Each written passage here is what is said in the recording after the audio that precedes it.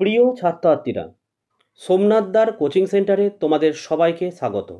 উচ্চ মাধ্যমিক 2025 বাংলার সাজেশানের ভিডিও অলরেডি আমি আপলোড করেছি। তো আজকের এই ভিডিওতে থাকছে বাঙালি শিল্প সংস্কৃতি থেকে আর ভাষা থেকে একদম লাস্ট মিনিটের সাজেশান। দেখো, তোমরা যদি ভাবো যে দুটো বা একটি প্রশ্ন পড়ে কমন পেয়ে যাব, তাহলে কিন্তু তোমরা ভুল করবে। কারণ দেখো, শিল্প সংস্কৃতি থেকে দুটো প্রশ্ন তোমাদের লিখতে হয় এবং এখান থেকে 10 নম্বর তোলাটা কোনো ব্যাপারই নয়, কিন্তু বেশ কয়েকটি প্রশ্ন তোমাদেরকে পড়ে যেতে হবে। তো দেখো, এই সাজেশনের বাইরে প্রশ্ন হবে না। প্রথমত দেখে নাও, দুটি প্রশ্ন তোমাদেরকে লিখতে হবে। 1 নম্বরে দেখো, বাংলা গানের ধারা যারা পড়ে যাবে কোন কোন প্রশ্নগুলো পড়বে। দেখো, 1 নম্বরে বাংলা গানের ধারায় এটা রজনীকান্ত সেন হবে, কাজী নজরুল ইসলাম, এটা সলিল চৌধুরী হবে, আর মান্না দে এর অবদান আলোচনা করো। ঠিক আছে, এই চারটে পড়ে যাও। বাংলা গানের ধারা থেকে এই চারটের মধ্যে প্রশ্ন থাকবে। আরও দুটো প্রশ্ন দিয়েছি যে বাংলার দুটি লোকসঙ্গীতের ধারার নাম লেখো, যে কোনো একটির সংক্ষিপ্ত পরিচয় দাও। আর 3, বাংলা গানের ধারায় কীর্তন ও বাউল। বাংলা গানের ধারা থেকে 3টি প্রশ্ন পড়ে যেতে হবে। বাঙালির চিত্রকলা থেকে দেখো দুটি প্রশ্ন দেওয়া হয়েছে এখানে। কী কী দেখো, এটা হবে, পট বলতে কি বোঝায় এই শিল্পধারাটির পরিচয় দাও। আর 2 দেখো, বাঙালির চিত্রকলার ইতিহাসে যামিনী রায়, রামকিঙ্কর বেইজ, অবনীন্দ্রনাথ ঠাকুর, নন্দলাল বসুর অবদান আলোচনা করো। ঠিক আছে, তাহলে এই দুটো খুবই গুরুত্বপূর্ণ। বাংলা গানের ধারা এবং চিত্রকলা থেকে এই প্রশ্নগুলো তোমাদের পড়ে যেতে হবে, কিন্তু বাদ দিলে চলবে না। 3 নম্বর দেখো, বাঙালির চলচ্চিত্র। এখানে কি পড়ে যাবে?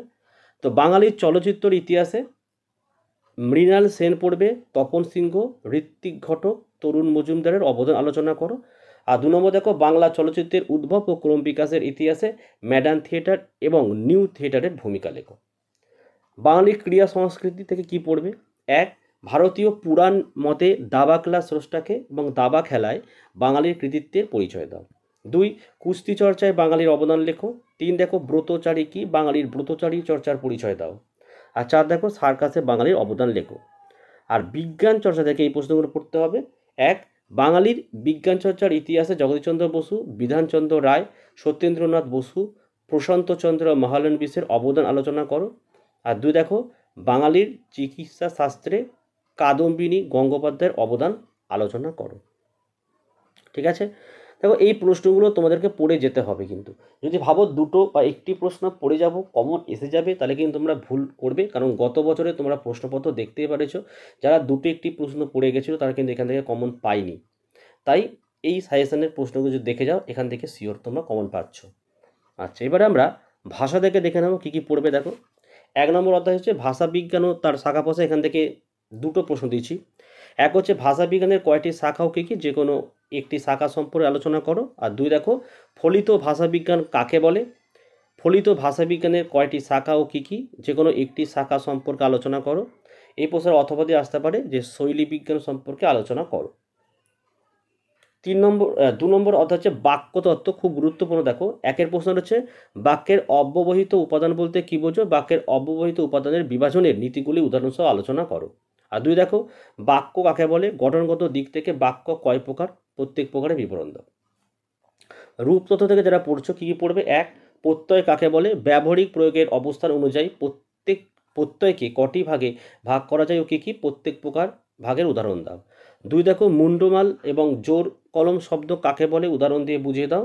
3 দেখো, সমাস কাকে বলে, সমাসের সংক্ষিপ্ত পরিচয় দাও। আর ধ্বনিতত্ত্ব থেকে পড়বে 1, উদাহরণসহ ধ্বনিমূল ও সহধ্বনিমূলের মধ্যে সম্পর্ক লেখো। 2 দেখো, উদাহরণসহ গুচ্ছধ্বনি ও যুক্তধ্বনির পরিচয় দাও। 3 দেখো, অবিভাজ্য ধ্বনি কাকে বলে, যে কোনো একটির পরিচয় দাও। তো এখান থেকে 5 আর উপরে 10, এই 15 নম্বর তুলতে হলে এই প্রশ্নগুলো তোমরা একটু দেখে যাও, এর বাইরে কিন্তু আসবে না। আমি বারবার বলবো, দুটো বা একটি প্রশ্ন তোমরা পড়ে যেও না যে এটাই আসবে শিওর, এরকম হবে না। ঠিক আছে, গত বছরের প্রশ্ন তোমরা দেখতে পারো। যারা ভেবেছিল দুটো একটা প্রশ্ন পড়লেই কমন হবে, একদম কমন আসবে না। এই প্রশ্নগুলো দেখে যাও। ভিডিও ভালো লাগলে একটি লাইক করো এবং চ্যানেলে নতুন হলে চ্যানেলটিকে সাবস্ক্রাইব করো, পাশে থাকা বেল আইকন প্রেস করে অল নোটিফিকেশনটাকে অন করো, যাতে আমি যখনই কোনো ভিডিও আপলোড করব সবার প্রথম যেন তোমার কাছে পৌঁছে যায়। তো আজকের ভিডিও আমি এখানে শেষ করলাম। তোমরা প্রত্যেকে ভালো থেকো এবং সুস্থ থেকো।